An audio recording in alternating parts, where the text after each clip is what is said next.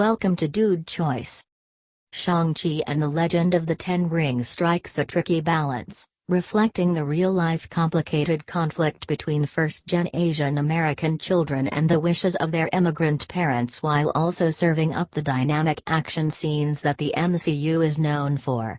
Director Destin skillfully juggles both of these lofty goals, logging an entry in the Marvel Universe that's both emotionally resonant and delightfully exciting enough to outweigh its occasionally uneven visuals and unfulfilled lore.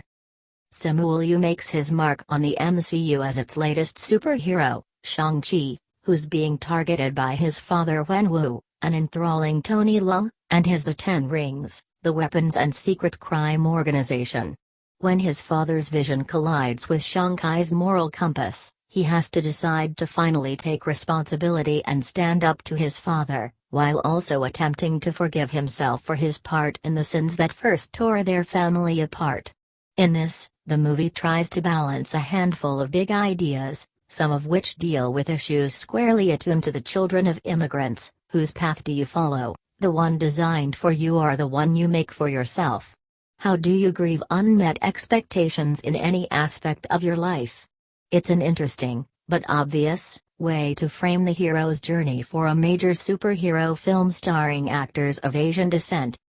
Speaking of our leads, Leung and Awkwafina have easy and genuine chemistry that slyly sells the idea of Shang-Chi, Sean, to his American friends, and Katie as a capable duo for many adventures to come. The classic immigrant parent question of when will they get real jobs, that is grow up, hangs over them throughout the film, but especially with Katie, who is vocal about everyone having a calling except for her. It doesn't take long for Shang-Chi to lay down its terms. The initial scenes of the film are set in China, with the opening narration and dialogue entirely in Mandarin, with subtitles. It's not until the action moves to San Francisco, several minutes in, that we hear a single word of English. Even in 2021, when subtitles are hardly an exotic experience for most moviegoers, the choice to use them in the opening scenes of an American blockbuster sends a message. Shang-Chi may be Marvel's first Asian lead character, 23 films into the franchise, but he and his family won't be treated as novelties in their own movie.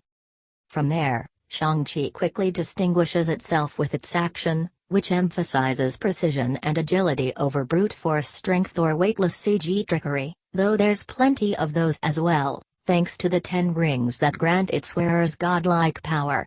The film's most thrilling set piece is essentially a hallway fight scene set on a speeding bus, and Leung looks the very picture of cool as he twists and swings and kicks his way through half a dozen henchmen, the camera breathlessly tracking his every move. But the character's martial arts training informs softer moments, too, like a wuxia-inspired meet-cute between Shang-Chi's parents, Tony Leung and Fala Chen, that takes on the flirty symmetry of a dance. In scenes like the latter, which is set in a magical forest outside a hidden kingdom and involves the use of mysterious ancient artifacts, Shang-Chi barely feels like a superhero movie at all. If anything, it veers closer to the wistful grandeur of Disney's live-action fairy tale adaptations. Alas, not even a warrior as gifted as Shang-Chi is capable of breaking the Marvel mold completely.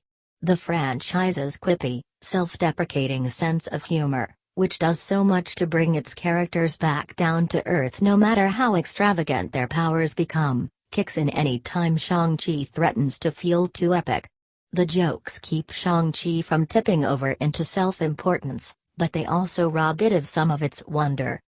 Sean and Katie's friendship anchors the film, and it's refreshing to have a duo with already built-up trust, making it easier to believe that she'd still stay by his side after learning about his secret life.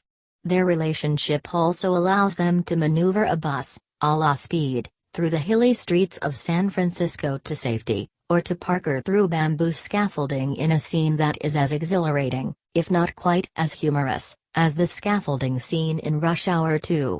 Both our leads are equally skilled, to a point of deus ex machina with Katie, making them a formidable pair who can handle anything the MCU has to throw at them, and, rest assured, it throws plenty at them in their introduction.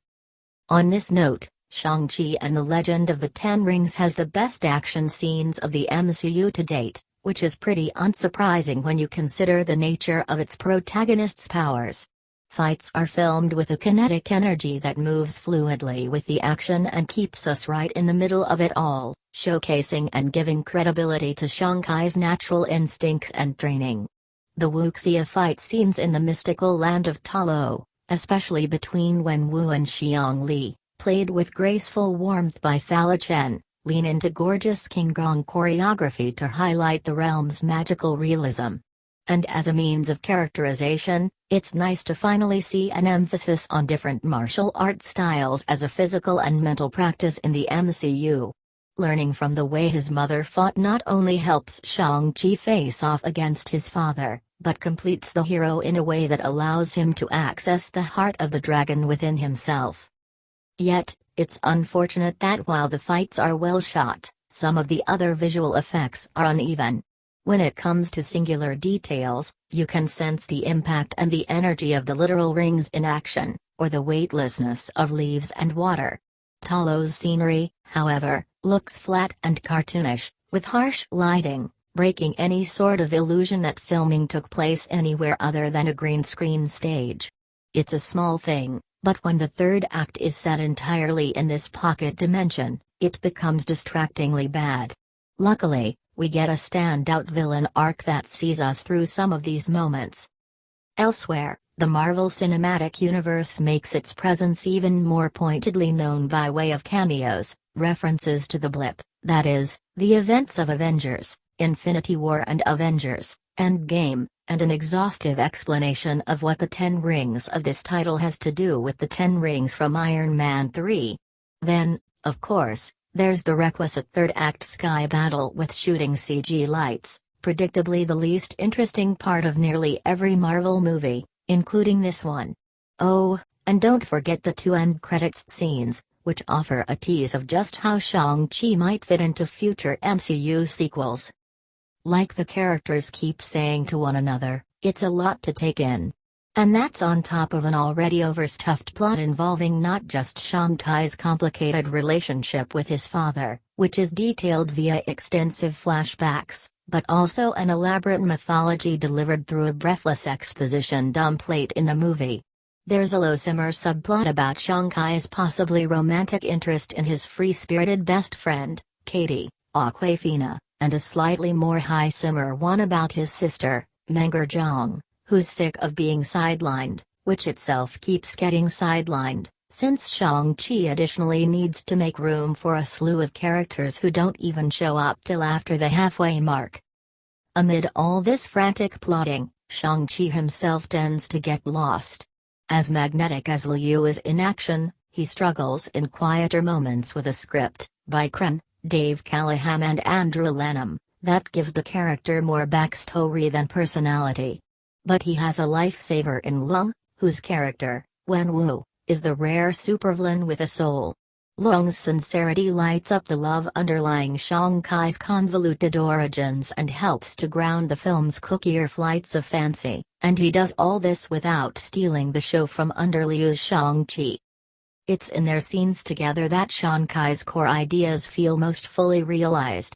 Strip away all that glossy superhero magic, and the film reveals itself to be the achingly familiar tale of a child figuring out how to bridge the gap between his parents' values and expectations and his own, in the same way that Shang-Chi itself tries to remix old tropes with new perspectives. It doesn't always succeed with flying colors. But as with a young hero still finding his footing, its valiant efforts feel worth cheering all the same. The verdict. Director Destin Cretton skillfully connects Shang-Chi's personal stakes with the larger MCU by way of an emotionally complex villain, a stellar cast with fantastic chemistry, and incredible action sequences. The visuals of a magical world like Ta Lo could look more uniform, and the lack of lore, seemingly withheld for future MCU reveals, is frustrating. But these shortcomings aren't glaring, as the rest of the movie has so much to offer. Shang-Chi and the Legend of the Ten Rings carefully avoids the usual Asian versus Asian American cultural expectations of dealing with grief and assuming responsibility by forgiving generational sins and claiming a future where destiny and choice can coexist. Thanks for watching. Please, subscribe Dude Choice YouTube channel for more latest movie reviews.